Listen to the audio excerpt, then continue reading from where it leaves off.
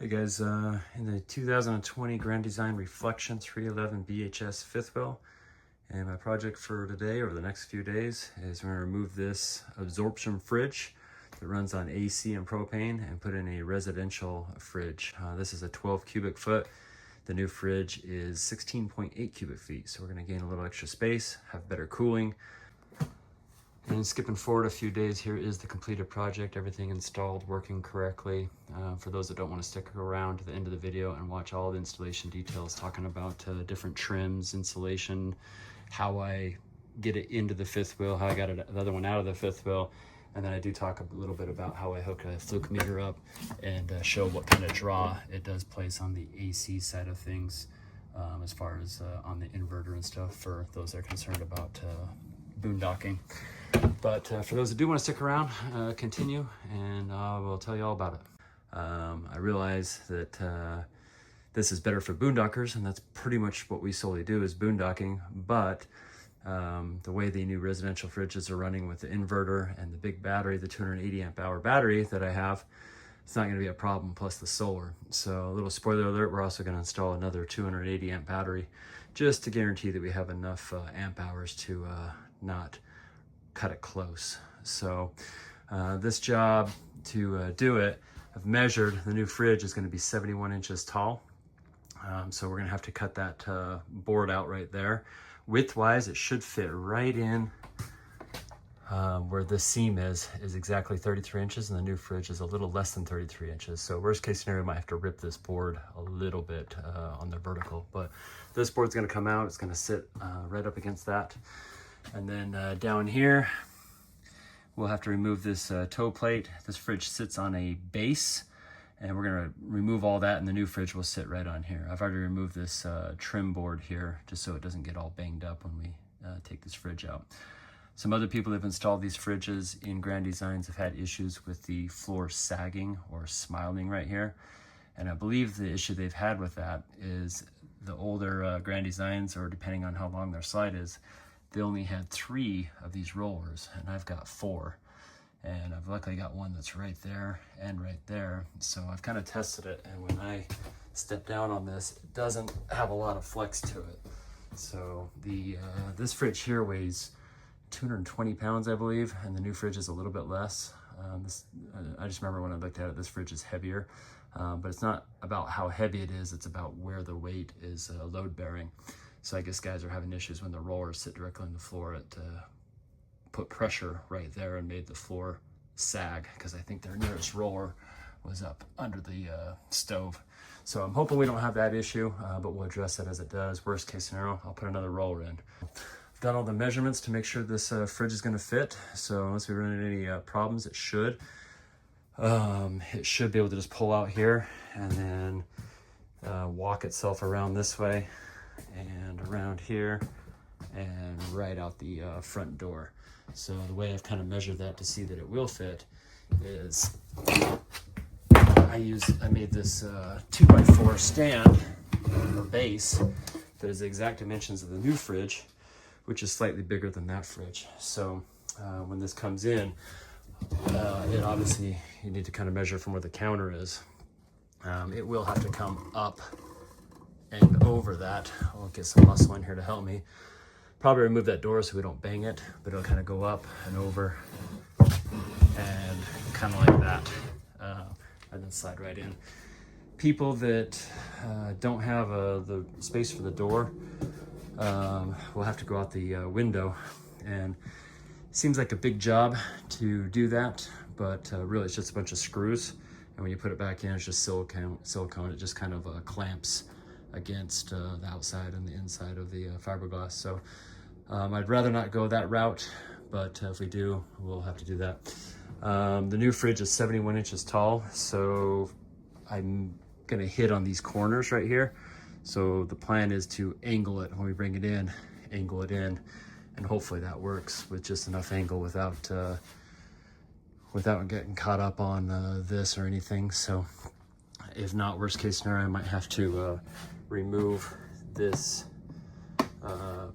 threshold down here to make a little extra space. I'd rather not remove this frame but I'm hoping it will just come in with a little slight angle to it. It might get caught up, but time will tell. First step is to remove this fridge, remove the doors, to just help it go out easier so it doesn't get banged up, because this is an operational fridge. Sell it, see if anybody wants it or has use for it. So that diesel heat surge pull-up is actually the new fridge arriving, so we're gonna get that in the garage, and then spend hopefully the next little bit taking this one out and then get some muscle over and get it in. I also got to prepare the walls and the vents and stuff for it to all work out. Stand by. Next step is to remove these doors. There's the new fridge being delivered. All right, we got 3 of the 4 doors off. Basically, they're just a little hinges that screw in there, and then the other side's on a pin. So just remove those 3 bolts, and then it just rocks out of the pin there. All 4 doors are off now, but I'd like to try to see if I can get this module off, just because that adds depth, which is going to make it more difficult to come out the door. So I'm going to see if I can remove these screws. There might be a wire behind there. Take a look. This was easy, just a bunch of Phillips screws to pull all this off. When I got in there, just one little wire that went into that circuit right there. So this should give me a little extra depth. Now what actually holds the fridge in place is just these screws on this trim plate on the top, on the bottom, and then on the back there's some screws that go into the floor that we'll get to here in a minute. All right, so here in the back of the fridge, we need to undo the propane connection, and then we'll have to run down to Lowe's or Home Depot and grab a plug and then pressure test that. The gas is turned off on this already. And then we're just gonna remove all these screws here that are in the base, and then unplug it, unwire it. There's a plug right there for the AC, and then there's some DC wires that we'll have to undo and then rejoin, because I believe they go over the stove. And then this girl should slide right on out. That was easy enough. Just 2 screws is all that was holding it in. Unplugged the AC cord, and this DC just unplugged right from there. We'll see what we need to do with that here in a bit. We'll just probably just cap those or cut it down there closer. And the fridge has already slid forward a couple inches, so it's pretty much ready to come out now. Time to get some more help or see if I can do it myself. All right, so here it is slid out just a couple inches. One thing I got to be careful with is there is this edge right here. It obviously sits on this flat portion on the base in there, and this hangs out. So I'm gonna have to be super careful to not rip the vinyl flooring. I'm thinking about putting a piece of fir strip of wood or something, maybe screwing it to it, and it can sit on the wood to protect this and protect the floor. All right, I put a strip there to kind of give this edge to sit on. I didn't have a piece of wood that was long enough, but I think that'll just give it something to sit on besides just this edge, and protect that from gouging in. I also got a moving blanket. The goal is to kind of slide it onto this and then use this to kind of tug it around. All right, fridge is ready to slide out. Moving that. Removed all those doors just in case it helps protect them and give an extra little bit of clearance. And then removed that door as well. All right, it's out of the hole. It's working here in the corner. I'm doing this by myself right now. As you can see, I've kind of lifted it up over the edge there. And this is kind of going in. There's actually enough room. The other fridge is going to be a little tighter, but you can see I haven't made it quite around the corner yet. But plan is to go put it here until I get some help to bring it out the door. Need a little extra muscle for that, I'm sure. So to help it slide easier on this blanket, I put that other strip that's a 1x1 there, and it was creating it to rock this way because of that lip right there. So what I did is I just put that there, and it's just like 2 skis, and it just skied all the way around here.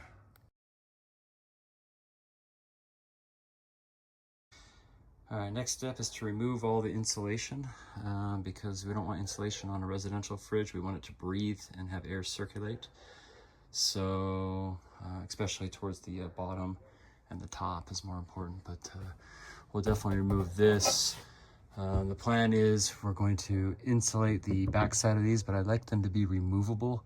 That way I can access the back of the fridge, clean the coil if that's possible, but more importantly, put the mounting bracket that I'm going to secure to the top of the ceiling and to the fridge with an L bracket on each side, maybe 3 of them across, so it prevents the fridge from rocking.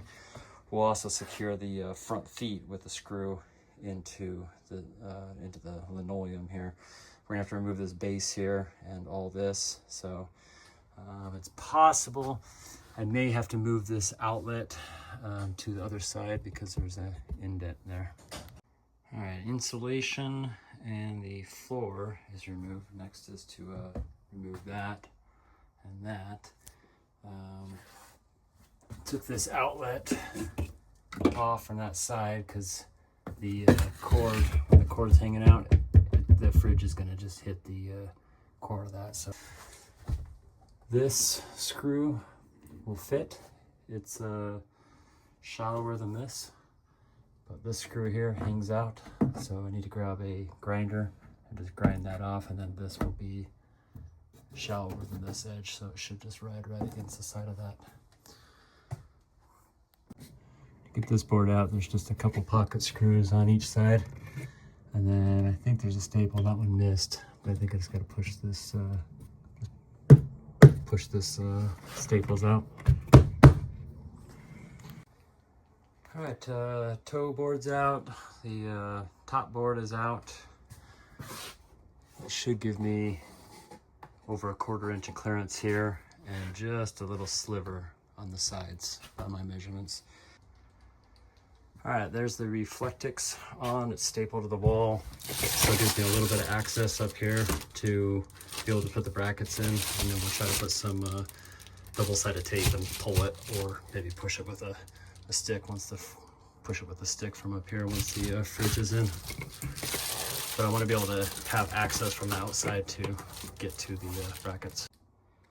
All right, moving right along. I put the receptacle against the back wall because there's enough space where the fridge is going to stop about right here or so, and the plug is 3/4 of an inch, so we should still have about a 1/2 inch of clearance or so between the face of the plug plugged in. So that's secured. The DC wire is taped up, secured. We just need to plug this. I'm hoping to do a 3-way instead of plugging that. I'd like to do a 3-way, see what they have down at the hardware store. And we'll probably mount this up here out of the way. Then we'll still have access to do the screws and see how we can attach that. Also ground down these plugs, so there's plenty of clearance issue. So after we get that done, we're probably ready to put the fridge in. All right, picked up a cap from the hardware store. The only 3-way they had was just to do this, so same difference, it's just in the cap, so I might as well just leave it. I did put some pipe dope on there. That's not necessary. It's a flare fitting, but I have it, and a little extra security, why not? All right, gas is turned back on. A little bit of soapy water.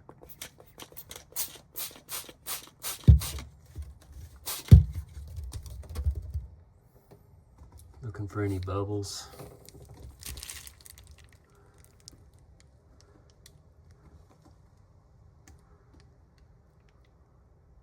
I'd say we're good to go. All right, the gas line is in and secured. I flipped these around just so these fit nice and neat and give me the maximum space back here. So this one was going down here and they crossed over, but now they just go over. They're above the window openings, so they're not gonna be in my way at all. Nice and secure.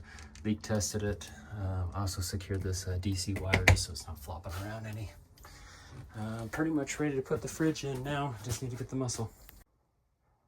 All right, guys, I wasn't able to record a lot of the installation job just because I was working under a time crunch and I had a buddy here to help. So I'll just kind of quickly explain what we did. To get the old fridge out, I slid it out by myself around here on a moving blanket and out and around here, and put it in the doorway. Moved the 5th wheel out into the driveway because it was too close to this fence. And my buddy showed up. We just backed the pickup truck, my F350, up to the tailgate right here. And it sat about 3 inches lower than this threshold here. So we just slid it straight out into the pickup, drove it in the garage, took it out, just lifted it out of the garage, lifted the new one in, and I took the doors off the new fridge, and we laid it on its side in the pickup truck. So the doors were facing this way, and the back was facing this way, and the top end was right here. Backed the truck up to it, and my buddy got inside, and I got in the back of the pickup truck, and he lifted the top end of the fridge up, I lifted the bottom, and we came in on this angle right here, straight up. And as he went up, I lifted it up and put the feet in, and we stood it up in here. We set it on a moving blanket and just pulled it around like a sled right here, turned the corner this way, up and over that, straight over, and in the hole. That was the easy part. It was actually pretty easy because I pre-measured and everything worked out pretty good. Once I got it in the hole, I spent a few hours adjusting it, shimmying it to get it to sit just right. The problem I was having is the fridge sitting on this slide. I don't know if it's just not level or if it flexes or the whole slide moves in general, but the fridge wants to lean back. So when I push this front bottom edge up against flush with this trim, this top edge was sitting in probably a half an inch. And the problem we'd have is when the door would open, we would have a clearance issue and the door would hit. So what I did to compromise on that is I actually put some shims under the back feet, the back rollers of the back of the fridge. From the back, I reached in through the hole back there. Actually, I lifted it up, and my wife threw a couple of shims under. Took several tries of different thicknesses and stuff, but we got the fridge to tilt this way just enough. And then it was still kind of flexing weird. So ultimately what was happening is it just wasn't sitting square in the hole, in the cube, if you will. So because these sideboards were such tight clearances, there was no room for it to be able to flex and be crooked. It wanted to force it in that way. So what I did is I just, I took this board off here. It's like 4 screws on the back and some silicone, took it in on my table saw and just ripped this board about 1/2 inch to 3/4 inch to give us room. Once I got it in there without anything forcing it or flexing it, I could see which way the fridge naturally wanted to go. And level to the slide, not necessarily level to earth, but the slide was, or the fifth wheel was leveled out in the street, but the fridge wanted to kind of tilt to the right. So we put shims in the back to tilt the fridge forward, because unfortunately there's only levelers in the front, which would tilt it the wrong way. I wish they had levelers in all 4 corners so we could just adjust it, but they didn't. So we tilted the fridge forward, and then once we got it in the hole, I actually put in the back forward leg, we put a slightly thicker shim on that, and that caused it to lean back the way it was, and then I leveled this one out. So essentially we're leveled from back to front, and we also went from right to left. And that right to left measurement is what got this gap to be kind of a uniform gap. Before, it was kind of like almost a 3/4 inch gap up here, and it was sitting right against the threshold up here. So doing that, it's kind of a compromise. There's a little bit of a gap here and a little bit of a gap here, but it gives it room to breathe and flex and move. And then now we don't have any problems with the doors opening. So this door can open, and if I can get that to focus, as you can see, it doesn't come anywhere near there.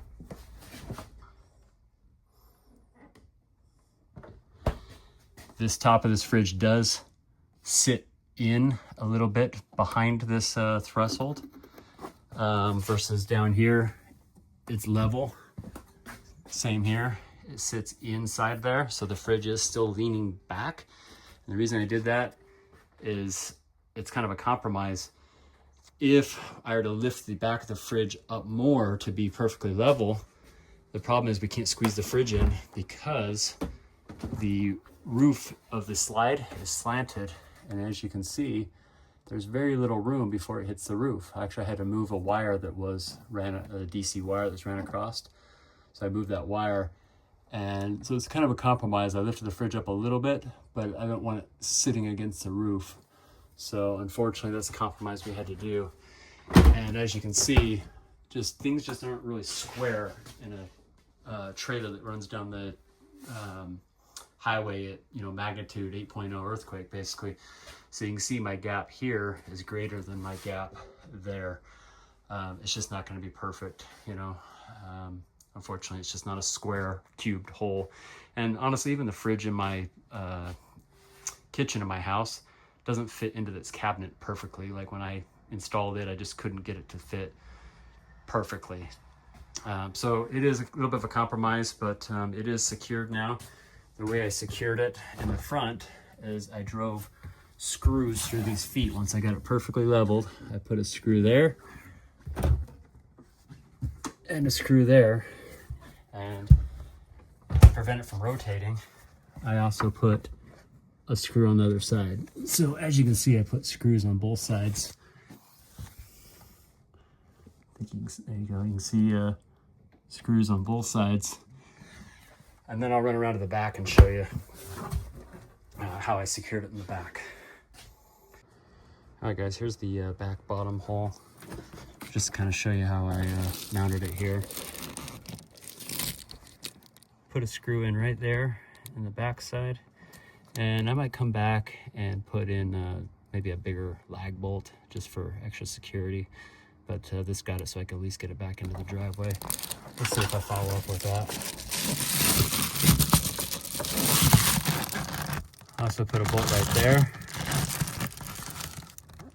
So one there, one there, and then one more big long wood screw back there in the corner. So I've essentially got 4 screws holding me back down. You can kind of see my my shim boards right there. So you can see that one's just got a little extra thickness versus here. It's probably not going to let you see this one here.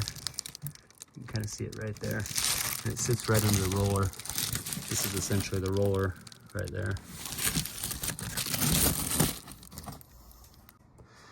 All right, guys, this is the top back vent to the refrigerator.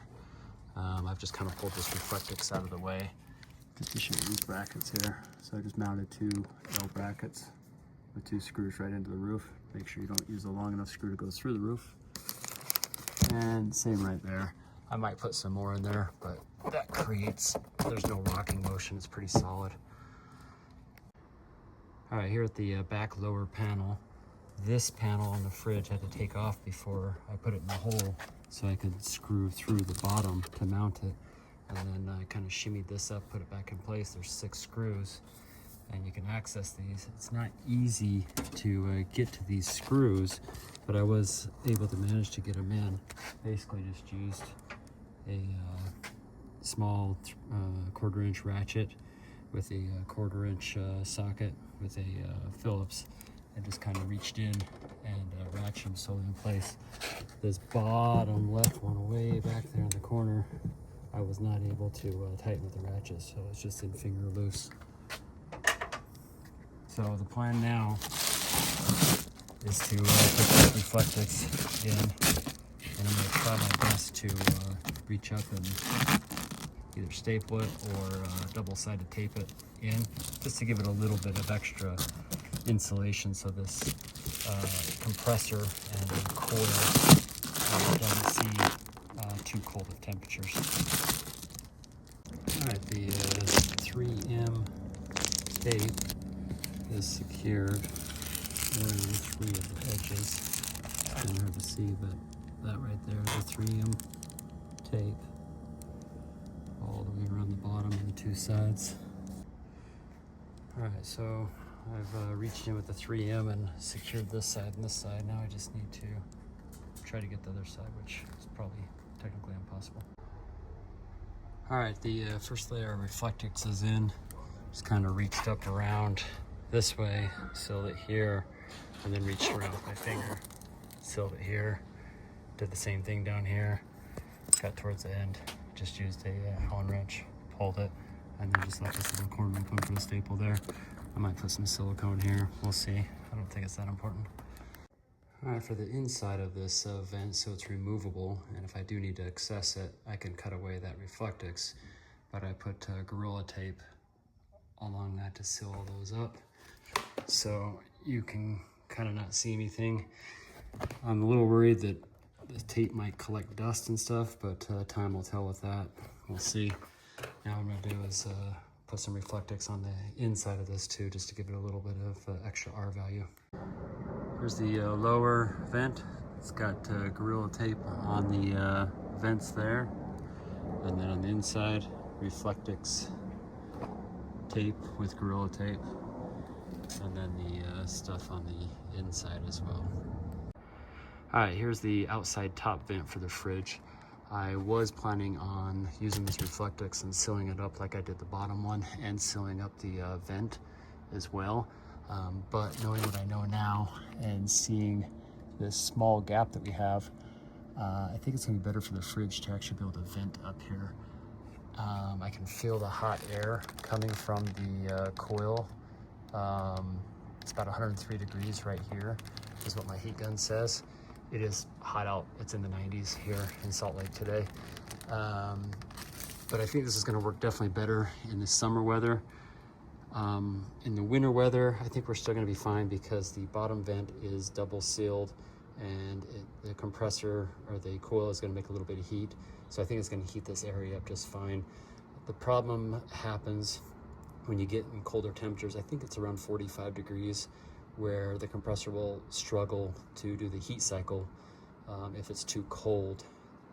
It needs that pressure differential to actually make it cold, and I think the freezer is what suffers. So people that put their refrigerator freezer out on their porch in the winter, sometimes that actually doesn't cool very well, but I think you'd notice it more in a freezer because if it's cold, the fridge is cold anyways. But nonetheless, I think for now what we're gonna do is leave this one sealed up to not let cold air get in down there by the coil, let it get hot like it's supposed to, and then let the heat rise and let it escape here as necessary. I'll leave this reflectix on. You can always take this off in the future if I need more cooling. If the fridge is struggling to keep cool in the summertime, then we can take this off. I can cut this down. You can just play it by ear, but I think for now it's gonna work just fine, just having this little bit of heat, force it up here, let it come out. And then in the wintertime, I don't think that much cold air is gonna come in, fight the heat that's being created from the coil that's rising up. It has to go past it, and the hot is gonna wanna force itself to cold anyways. It's gonna be a higher pressure from here up to here, forcing it out. So I don't think it's gonna be a problem. I think that's what we're gonna do for now, is just button this up, let it vent, get that one sealed, see how it works in the summer. We're going to Lake Powell here in a couple of weeks. It's going to be in the 90s, at least upper 80s. It'll be a good test to see how it does in warm weather, where the sun usually hits this wall, and usually we struggle for the absorption fridge to stay cold. So we'll test that for the summer, and then next spring we'll see how it does in the colder temperatures, because it does reach freezing temperatures sometimes where we camp up at elevation at 10,000 feet. So I think it's going to work just fine, but for now, a little bit of a test in progress. All right, guys, all the cosmetic boards, doors, cupboards, drawers, they're all back on. So it's time to power this fridge up. It's been, we put it in, it was over 24 hours ago, and the fridge was laying outside for about 10 minutes. So I've let it sit vertical for 24 hours to let the Freon settle back down to not cause any compressor issues with it. But before we power it up here, need to examine my board, my AC panel. So in the past, the way my inverter works is it only powers this leg. That way it doesn't feed the converter and feed itself off the battery. It goes through a transfer switch, and when nothing else is hooked up, it powers just this one leg with 30 amp service, 2000 watt inverter. So in the past, what I did is I moved the refrigerator from here over to here because I didn't want the absorption fridge running off the inverter when we had propane. It just didn't make sense. But now we need to run it off the inverter, so we're gonna put it back over there. And I don't want to give up any of those, so the fireplace is going to be the one thing to go, because it really doesn't make sense to run a fireplace off an inverter anyways. However, my son does like to use the colors sometimes, so but that's just the cost of this upgrade, so not a big deal. We're going to swap that around. And when it's all done, I'll do a amp draw with my fluke meter just to make sure that we're not going to have any possibility of blowing this 50 amp. Let's say if we're running the air conditioner, it turns on, the microwave turns on with its spike, and then the fridge kicks on. Is that going to put us over 50? I don't think so. I think the fridge is only going to be a 3 or 4 amp draw, so it's going to be very minor. So stand by. We'll flip these circuit breakers around, power it on, and then at the end of the video, I'll do a fluke test on it to make sure it's working good. I've got this circuit breakers pulled out and these 2 wires off. This is the refrigerator. This is the fireplace. We're going to reroute those, switch those around, and then put the wire back in on the set screw, just like that one is there, and put the screw down, and then slide the circuit breaker back up. I've showed you on a different video how these circuit breakers go out, but real quick, there's just a ledge right there, and this hook just sits on that little ledge, like so. Once the wire's in, of course, and then you just push it on. Simple as that.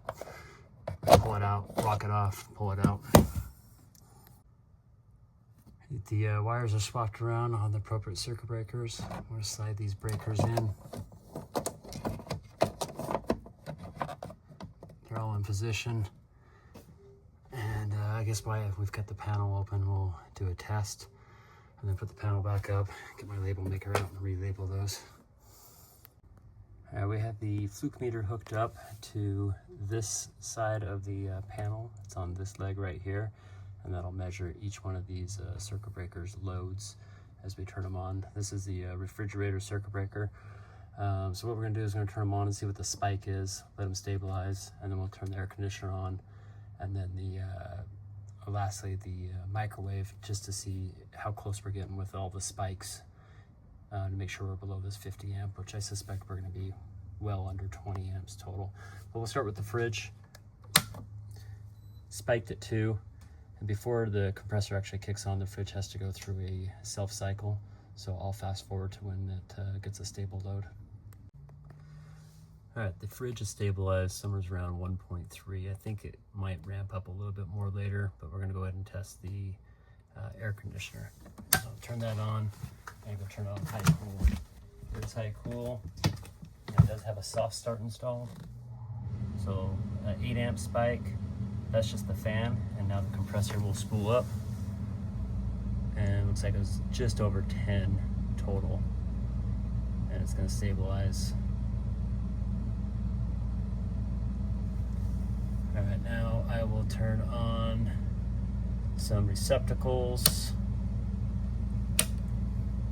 Some TVs, has parasitic loads, and then I'll put the microwave on and go turn it on.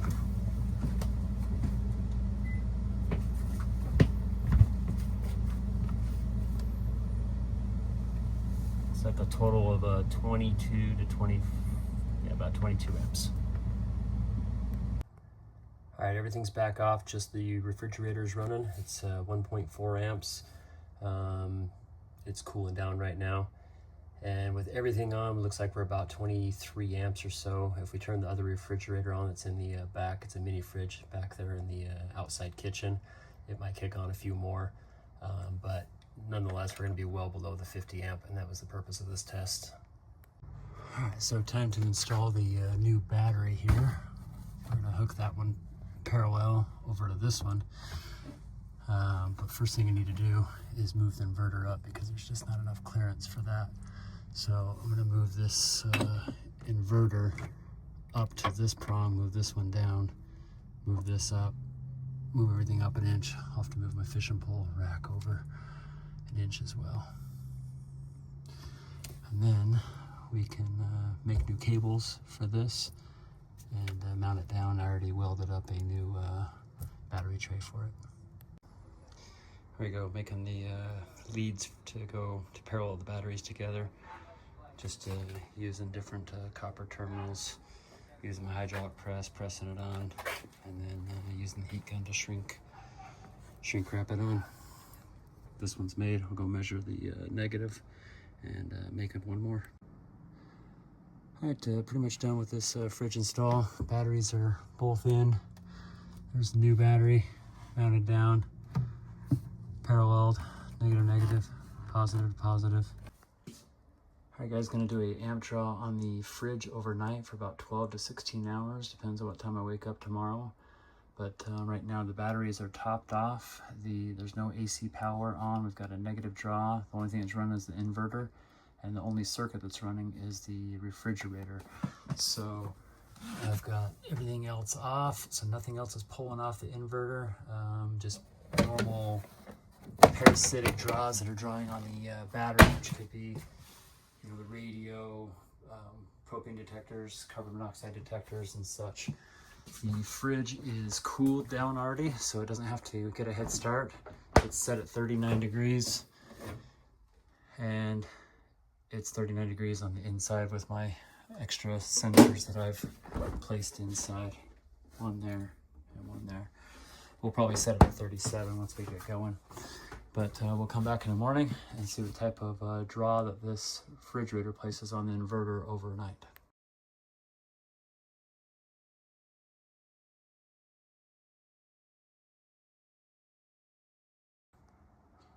All right, it's just after 9 a.m.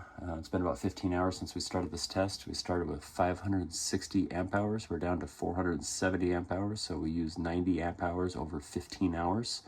That averages out to 6 amp hours, and that's a static load or parasitic load with the refrigerator running and whatever DC items like a propane detector, carbon monoxide, the radio, and such. And right now, I've actually turned off the fridge just to kind of see how much the fridge of that uses. And 6 minus, we'll call it 1.5, that's 4.5. So we've basically, the fridge costs about 4.5 amp hours to run.